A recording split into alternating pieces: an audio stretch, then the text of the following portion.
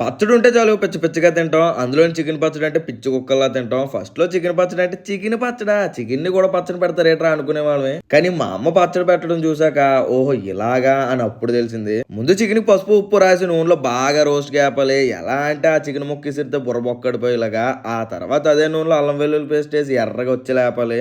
ఎలా అంటే మా అమ్మ అట్ల పుల్ల కాల్చి వాతెత్తే ఎంత ఎర్రగొత్తదో అలాగా. అది అయిపోయాక అందులో చికెన్ ముక్కలేసి బాగా కలిపేయాలి. ఎలా అంటే మన ఇంటికి చుట్టాలొస్తే టీకి పాలు సరిపోతే అందులో నీళ్ళు కలిపేస్తాం కదా! అలా మొత్తం కలిసిపోయేలాగా. ఆ తర్వాత ఉప్పు, కారం ఏవేవో మసాలేసి ఫుల్ కలిపేసి కింద దించేసి అప్పుడు పిండాలి నిమ్మకాయని. ఎలా అంటే రెస్టారెంట్‌కెళ్తే బిర్యానీతో ఇచ్చిన నిమ్మకాయ బద్దల్ని పక్కోడికి ఇవ్వకుండా వరస పెట్టి పిండేత్తాం చూడు అలాగనమాట.